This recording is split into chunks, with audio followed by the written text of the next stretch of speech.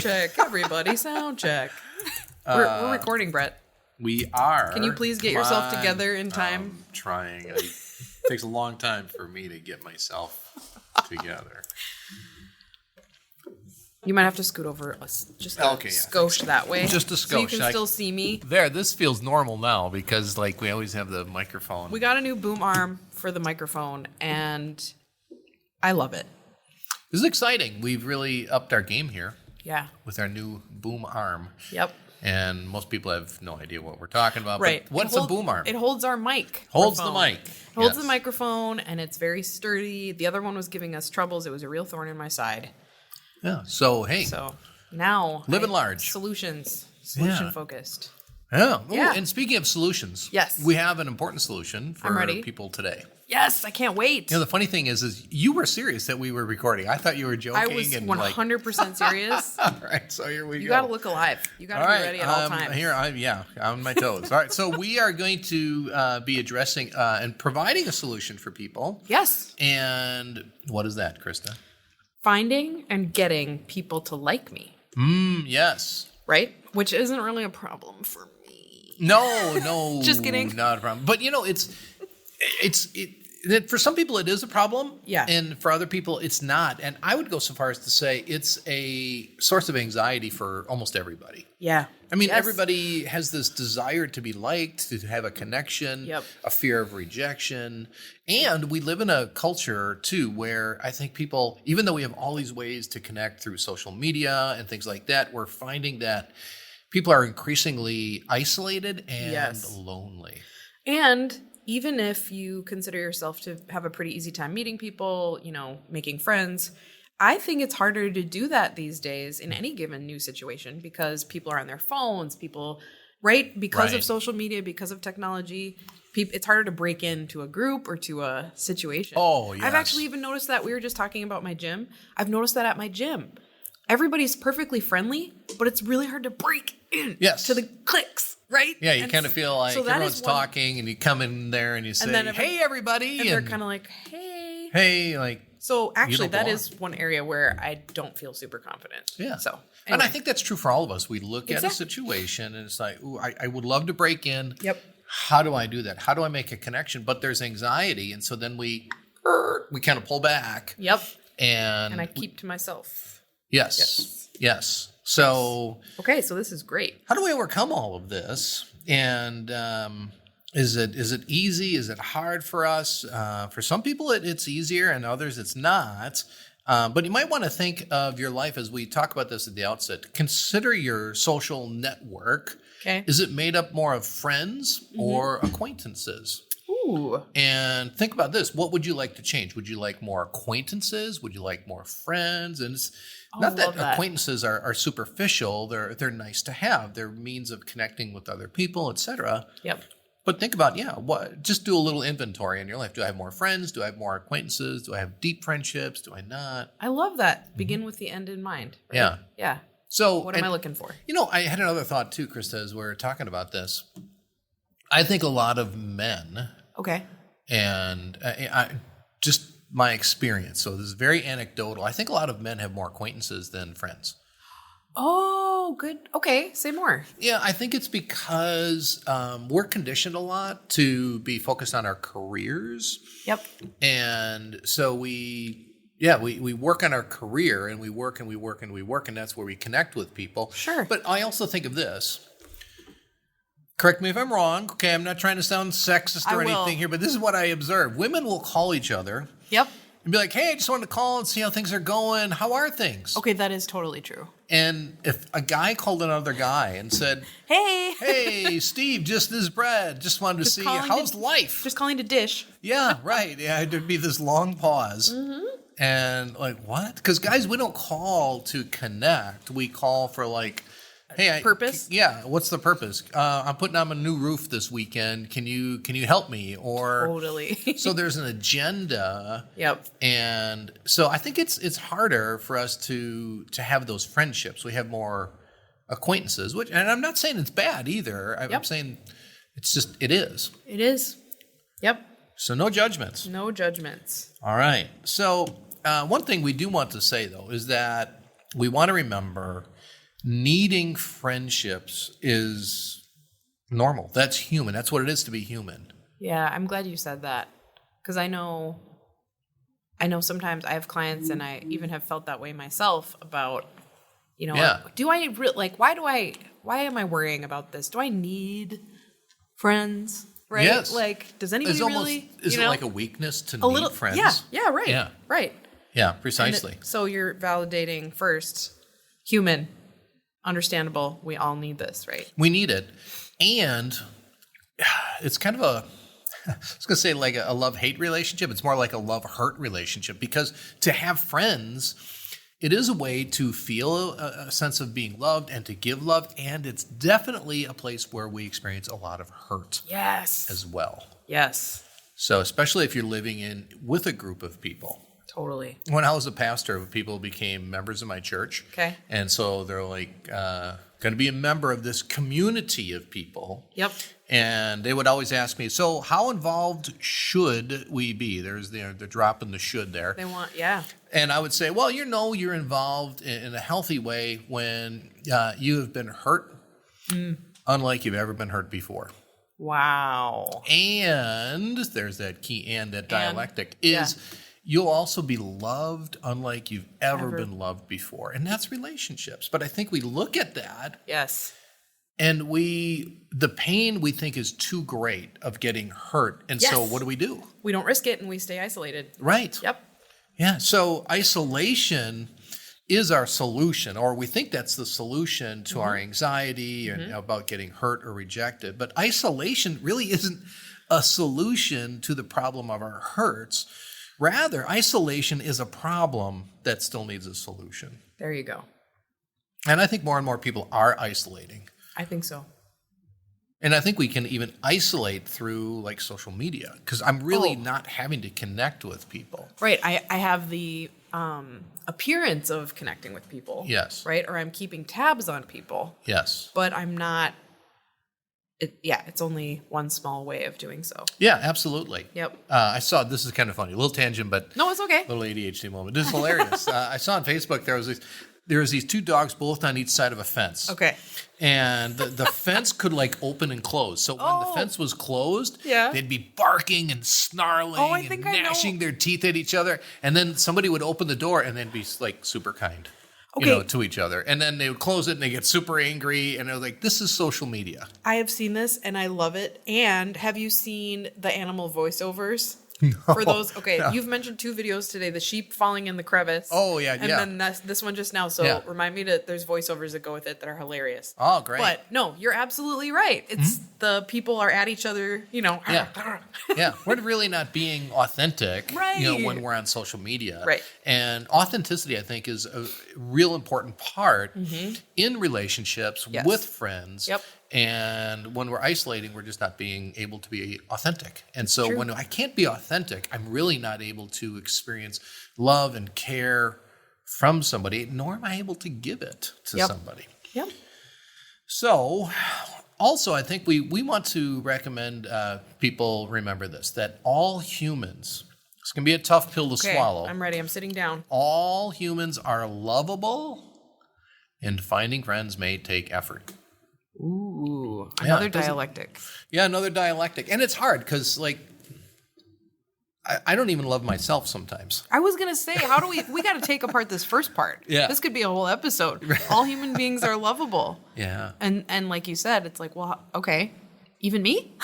Yeah, I'm a human being. Right. Right. Yeah. So everybody is lovable. And there's an intrinsic value within everybody. We may not like what people do. It doesn't mean their value is any less. Kind of like one of the assumptions we talked about earlier, which is everyone's doing their best. Right. And everybody needs to do better. Right. Or we could be doing better. We could be doing better. Like that. Yeah. Okay, so this one was all human beings are lovable and finding friends may take effort. It does take effort. And I think people listening would agree, like intuitively, it's really hard to connect with people today. And we have dating apps because it's so hard to connect with people today. I always wish there was, and I think there's a market for this. We need friendship apps. Oh my gosh, you are so right. Mm-hmm.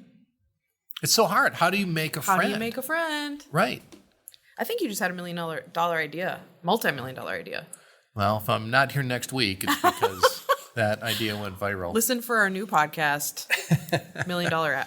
Well, and there are all sorts of apps too where people can find like their hobbies and things like that to try to connect with people and try to establish friendships. But it doesn't come naturally. Yes. It does take a lot of work. And so we want to normalize that. I think sometimes people feel almost apologetic, like, hey, where did you two meet? Oh, well, we met on a dating app. You know, yeah, I'm like all what's the sheepish, shame? Yeah, right. Right. Well, of course, because how else in our culture do we do this? It's true. So okay, let's talk so what about do we do? How do we get started? I don't know. I thought I'd just tee this up and So, all right. How do we do this? We look for people who are close by you. Yes, it sounds so simple. It does. It almost sounds too simple. Yeah, and so I don't want to insult us by saying just look at people close to you, but it's so true. Right. Look at everyday environments that you are in. Yep. And think about, how do I get closer to maybe this person? Mm-hmm. Okay. What do I do? Okay. Yep. This was a huge challenge during COVID, and now I was going to say, so this must mean you have to go where people are. Exactly. And where are people? Not in my room. Not in my house a lot of times. Yeah. Right. They're not there. So where are they? They're out doing things. They're at the store. They're at work. They're at the gym. They're at hobbies. Coffee shops. Yeah, coffee shops. Yeah, coffee shops. Movie theaters. Right. Movie churches. Yeah, everywhere. And we need to go where those people are. Mm-hmm. And notice if we have this, if isolation is our solution, we're already cut off from ever really getting close to people. Yep. So we need to notice that. Notice in your life, maybe, where are people?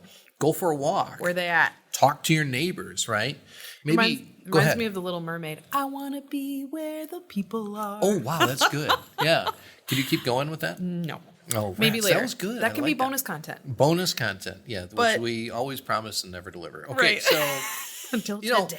I also love this. My brother Tim, he has an older gentleman across the street, lives by himself. Okay. And I don't know how old, but he's a pretty old guy. Yeah. And they're always going and checking on him. Oh, I love it. That. Yeah, they'll take them neighbors. Neighbors. Go check on a neighbor. Or you see him outside shoveling or whatever, and say hi. Yeah, introduce yourself. That my brother Tim just always goes across, and Rachel, they go across and they check on him. They take him a meal sometimes. Oh, and I love that. Interestingly enough, when I think about their neighborhood, there's no sidewalks there. Oh. And I think there was some study done a while ago in the field of sociology on sidewalks. When subdivisions got rid of sidewalks, people felt less connected. Mm-hmm. And so we have to be very intentional. Go and talk to your neighbor. Mm-hmm. Yeah. My neighbors bring us cookies every Christmas. Yep. We never bring them cookies. So we always we should bring them cookies. So we kind of should on ourselves. But it's great. It's great to have people close. Bring them a thank you note. Bring them a thank you note. We do that. Good. Yes. See, if you're not a baker, or if you're like, well, I can't bake, or I can't cook, or whatever it is, and someone does something for you, bring them something. A thank you note, a card. Yes. Anything. It really doesn't take much. We think, because of our anxiety about connecting with people and getting rejected, this is a huge thing. Yep. It's really not. And the goal then is to make casual, regular contact with others in your everyday environment. In fact, one study showed that people are more likely to become friends with someone seated next to them, even when, like, they had a classroom and they showed that people would make friends with those who were close to them and sitting close to them. If they changed all the chairs up and where people were sitting, they still became friends with this new set of people that were close to them. So we do tend to make friends with people close to us. So look who's close and go talk. There you go. Mm-hmm. That's great. Common ground. Find common ground. I think that's so helpful today, because what we are told, especially in this political season we're entering into, not to look for common ground, to take ground of the enemy, right? Yes. And so it's very all or nothing, which we always talk against here. Yep. And so we're not really trained, if you will, by our culture to look for common ground, common connection, commonality, similarity with us and those that are around us. That's a great point. Mm-hmm. If anything, we're encouraged to do the opposite. How might they be different from me? Right. What if they're not on my side? Mm-hmm. Yeah. Right? What if they're not one of us? What if they're not one of us? Exactly. Yeah. And they're thinking, what if they're not one of us? Yeah. Yeah. And there's actually a lot of research that shows similarity increases attraction. So what kind of similarities are we talking? Well, it could be age. Yep. Attitudes. Yep. Personality traits. Ooh. Now, that's true and it's not true because there's a lot of research that shows opposites do attract as well. Okay, fair enough. But, for example, if I'm really funny, which some have said I might be. I've said it. Okay. Yeah. You heard it here. And I have, dated people in the past where we didn't have the same sense of humor / they didn't laugh at my jokes. Right. They're obviously not very smart. So who wants to be around people that aren't smart, right? Right. Yeah. And actually, it hasn't just happened with in dating situations, but with friends too, where it's like, sure, everybody's different, so it's okay. It's right. Yeah. Not everyone's going to realize and appreciate good humor. Exactly. That's the point. So, but it's also our education, our ethnic background, religion, right? And the list goes on and on. So we seem, in essence, to like people who remind us of ourselves, right? And the funny thing is this tendency shows up in every developmental stage of life. Wow. We are drawn to it. So I've seen this where I'm a very persnickety driver. I have high expectations of others and myself. And so I can get frustrated with drivers. I know I'm probably the anomaly. Nobody can relate to that. But I'll have somebody that really ticks me off in the way they're driving. But if I come up next to them, because I'm from Wisconsin, if I come up next to them and I'm like frustrated, but I see a Green Bay Packer bumper sticker, I'm like, yeah. You're like, you know what? They get a pass. You're like, disregard. Obviously, disregard there's something really cool about them. Disregard my previous honk. Right. Yeah, I was clearly in the wrong. But it does. Like you see somebody wearing a shirt or something that you kind of relate to, and it's like, oh, hey, you have a connection. Right. So far, look for people who are close by you. Familiarity often leads to liking someone. Yep. And look for people who are similar to you. Absolutely. So yeah. And we got to be careful, too. Just a little caveat here. When we're finding people that are close to us, some of us have a tendency, like we're so excited for the connection that, hey, we got this similarity. Let's just share all of myself so they can see all of these areas we connect on. And that can be pretty threatening for people. Okay, because that might overwhelm someone, right? Right. Like, whoa. TMI. Because I could see someone being like, well, I thought I was supposed to connect with the person, and I thought connecting with someone means I tell them all about myself and all my secrets and all my stories. Yes. Right? Yes. So I would encourage people to go to one of our earliest podcasts that we did was on the benefits of vulnerability. Ooh. And it's super important to be vulnerable. Okay. And to know how do we become vulnerable and how much is too much. And the analogy I used in there that kind of resonates with me is sometimes we have this temptation to just share all of ourselves really quickly. It's kind of like going into a hotel where there's a pool and you just jump into the deep end. Cannonball. Right, cannonball. And then it's like, you're like, whoa, this is freezing. And I want out of here right away. And that's how it is with relationships sometimes. Okay. We share too much and then we feel too vulnerable, or we share too much and other people are like, uncomfortable. Get me out of here. Yep. Yeah. So you wade into relationships like you wade into a pool. It's like, okay, put my feet in, the water's reciprocating that. Okay, I can handle that. Yep. Into like my knees, my waist. I'm like, okay, I can go a little further. It gets up to my chest. I'm like, no, I'm good here. Yep. Right. And we have to go slow and keep monitoring that. I'm glad you said that too, because I can see what I've seen happen is sometimes people go too much too fast. And then when the person pulls away or is overwhelmed, they're like, well, this is why I never put myself out there. Right. It's like a self-fulfilling prophecy. Yes. So it's like, there's no boundaries. There's no boundaries. Right. Yeah. And so this is what's been really helpful for me. How do I know that I can go further too? How do I know I can let my boundaries be a little more open? Because sometimes for understandable reasons, we have big walls and we just don't let them down. Yep. because we don't know, can I trust this person? And some of us, we have no walls, and people come in and they hurt us continually. And so what I like to remind myself and tell clients is, notice your boundaries that you have. And the people who respect your boundaries are the safest people. And the absolute safest people you can really trust are the people who understand your boundaries. They don't like your boundaries. Ooh. They might even vehemently disagree with your boundaries, and yet they still respect them. Whoa. Those are safe people. That's you so can go deeper. No, I mean, yeah, I love that you put it that way. It's like, not only did they respect your boundaries, they might even not like your boundaries, and they still respect them. Right. And wouldn't that be nice in our culture today as well? Like, hey, we vehemently disagree on this, that, or the other thing. Yeah, but I'm not going to kick the door down of your boundary and tell you what you should or shouldn't be doing or thinking. Or write you off entirely. Right? Yes, exactly. So I think really helpful and practical, because like, okay, I can trust this person. And you might be listening and thinking, you know what? This person in my life, they always violate my boundaries. They never They won't listen. Or they argue or push or right. There's ways people say they're respecting my boundaries, but they're kind of digging at me about it, or well, what about this? Can't you just do this one time or whatever? Right? Yeah. They keep pursuing you and telling you like, hey, come on, what's the big deal? Trying to convince you otherwise, or they object to your rationale.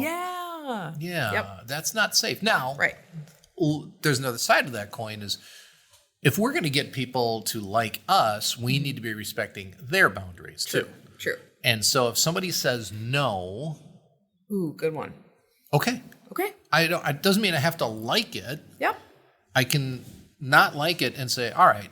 And I can be honest, say, I'm disappointed, and I respect your boundary. And so I even think of like parenting. As our kids get older and they're teenagers, they're learning to create some boundaries. They want to have their room, for instance, right? And they want to have their door closed. And for parents, whoa, this is different. This is weird. What? What is this? But it's them finding and defining themselves. And so I would always knock on my kid's door and let them invite me in, because it was really kind of a metaphor. Like, you are becoming your own person independent of me, which is what I want for you. And so I need permission not only to come into your room, but as they get older, I need permission to give input into their lives too. So I need to, it's kind of like knocking on the door is permission, asking permission to come in. I need to ask them verbally, hey, I have some thoughts on what you're talking about, what you're going through with your friends or school. Do you want to hear what I have to say or not? And then if they say no, then you have to be like, okay, I'm going to respect that. And that's not good only with teens. That's good in any relationship. That we want to give input. We can see the right answer. We know just what they need to hear. And people don't like to be told what to do. So if they're saying no, like, okay. So another reason to always ask before you give advice. Right? But maybe that's a bonus content later. I love that. Because I think it is actually like a conversational skill. So how many times does this happen where you're telling someone fairly new to you about something and they say, well, here's what you got to do. Right? And why don't you, one I hear a lot is, well, why don't you do this? And it's like, I'm talking. But I think, again, it's one of the ways it's a misunderstanding about connecting with people, that we think, oh, I'll tell them my advice and we're connecting. Right? And sometimes that works. Sometimes people are like, oh, thank you so much. I'm so glad you said that. Other times, I think more often than not, people just want to like let people talk. So I think we're kind of moving into this, how do I work on, this connection with people? And one of them is don't interrupt. I would say just, be careful about even unsolicited advice when you're chatting with people. Right? That is so huge, because I think we do. It's like we want that connection so badly. And we know hey, we would agree on this, and so we offer that advice, and it's not what somebody's looking for. It's not even that the advice is wrong. No, it's often a good advice, right? It's just the timing of it and the purpose of it. Right, because like you said, I'm not looking for advice. I think I just need to process this, or I just need to get it out. I just need to be heard. And I remember once talking to my youngest son, Drew, and he was just frustrated, really stressed. Yeah. And I'm listening to him, and I have all sorts of great advice. I'm sure you're just like, I've got the answers. Yeah, like Dad of the Year, if he would just listen to my advice. If he would just let me. I bit my tongue for 45 minutes, almost bit my tongue off. Because I was just having such an urge. Yep. And I just listened. Yep. And before giving any advice, I just said, all right, yeah, boy, this really stinks. Lead with validation. There you go. Like, wow, this really blows. I hate this. So how can I help you with this? Is there anything I can do to help? Nice. And I'm waiting for the on-ramp like, yeah, Dad, what do you think? Exactly. What would you do? Because I've got probably 3 hours of advice. You've got a just TED as talk. A dump truck, unload it. And it was so cool because he said, no, there's really nothing you can do. In fact, it was really profound what he said. He said, I think you just did it, actually. Right. You just did give me what I need. So you listened, basically? Yeah. Yeah. And I was a little let down, like, oh, what about all my wisdom? What about fixing it? Yeah. And yet I'm like, how could I not be happier? Yes. So that's kind of respecting boundaries, super important. And, when we're having these conversations with people, do's and don'ts, don't interrupt, don't offer advice. Yep. I would say, too, think about a conversation like a game of tennis or ping pong.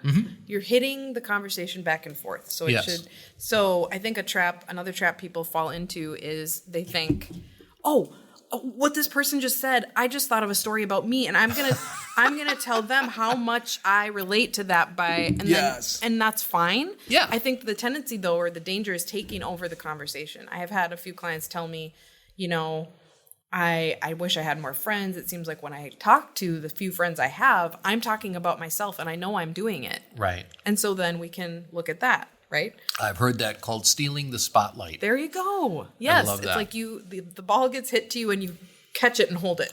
Yes. Like, ooh, my ball. This is all about me now all of a sudden. Right. So you need to send it back over. It doesn't have to be immediate, but there's you'll find a rhythm to the conversation. And even if it's small talk, right? Yes. Even if you're not talking deep and profound things. No, it's super, super important that we are very cognizant, very mindful. Like sometimes I will ask myself, why am I talking so much? Same. I've had the same experience with myself too. And if we're not asking ourselves that question, I think it's great to ask that question. There might be a problem.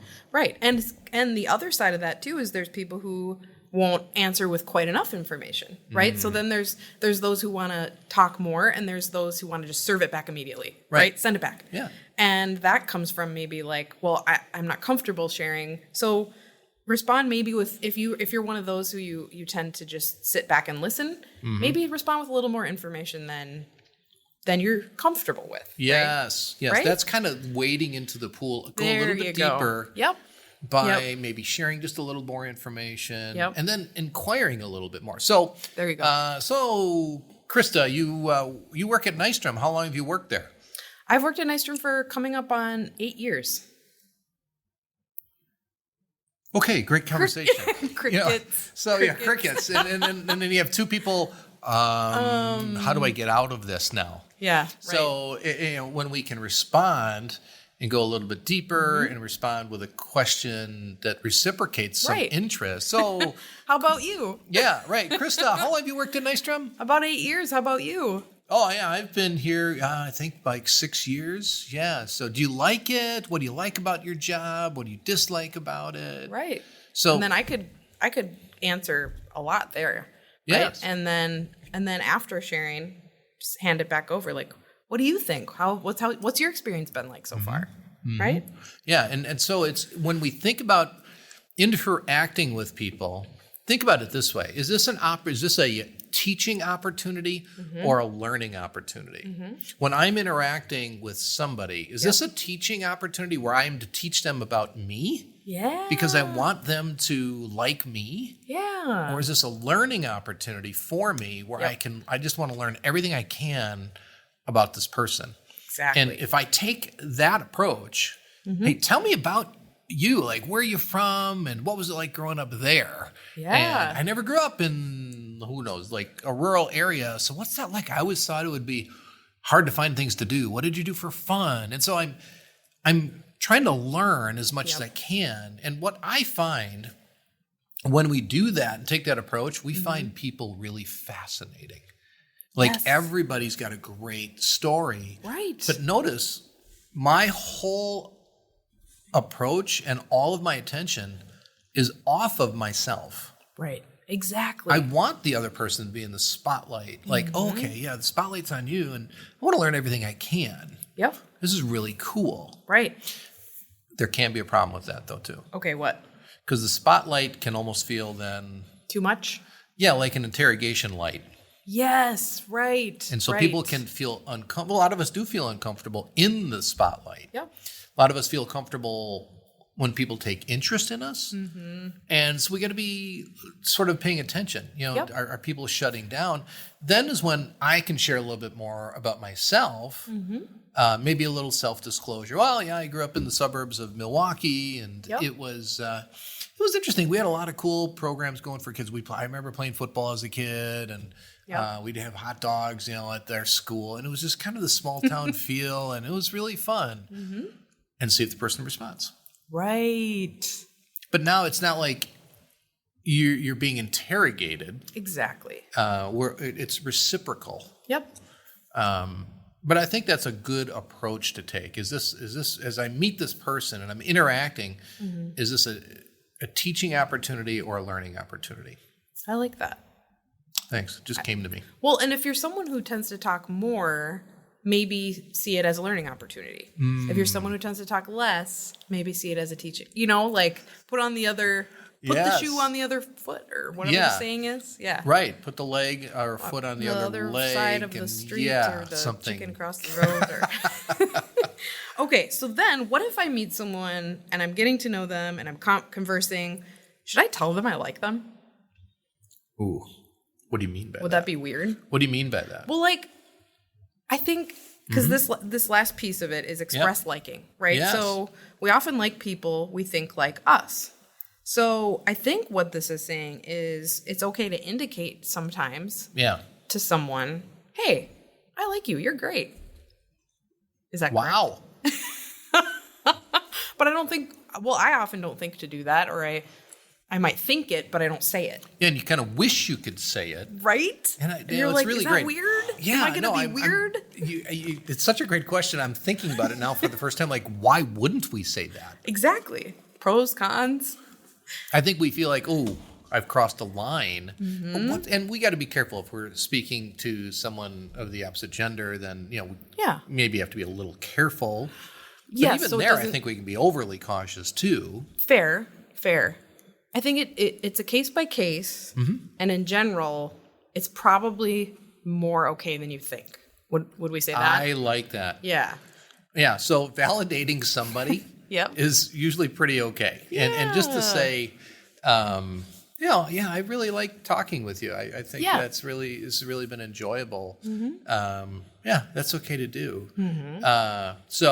Two people talking, it doesn't mean you say, hey, I think you're like super attractive, you know, and like, okay. You're the only person I want to talk to. Right. Yeah. So, because I think some people are a little bit hesitant, like, what's your angle?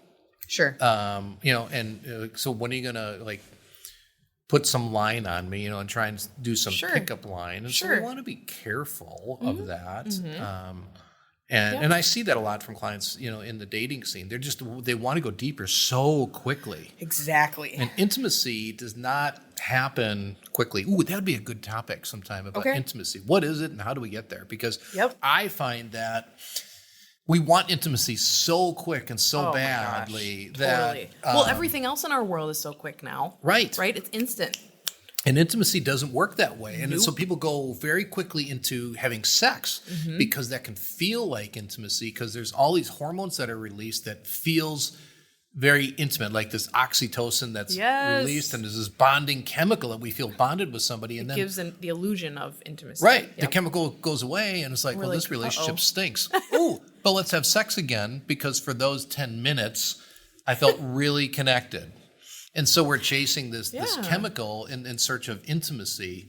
True. And it doesn't come quickly. It takes time, kind of wading slowly into the water to see if it's safe, and then we reveal a little bit more as time goes on. Yep. I like that. I definitely think we should do an episode about that. I just turned the page and there's a whole other page. I think we're going to have to split this up into two. I think we can do that. Okay, but I think we're off to a good start. Yeah, so we'll make this into a 2-part series at no extra charge to you, the listener. But wait, there's more. There's more. If you tune in content. Again, yes. I'm going to start the next episode. You're going to sing Little Mermaid? Yep. Okay, yeah. So that is my promise to you, listener. There's incentive. But you have to come back. Okay. Well. Join us next week. We're going to keep digging into interpersonal effectiveness, getting people to like you. Thank you as always for listening, and please be sure to leave us a review. While this podcast can't be a replacement for therapy, we hope you enjoyed our discussion today and join us again next time. Nystrom & Associates is always available to those who are struggling. If you find yourself in need of support and help, please check us out at nystromcounseling.com.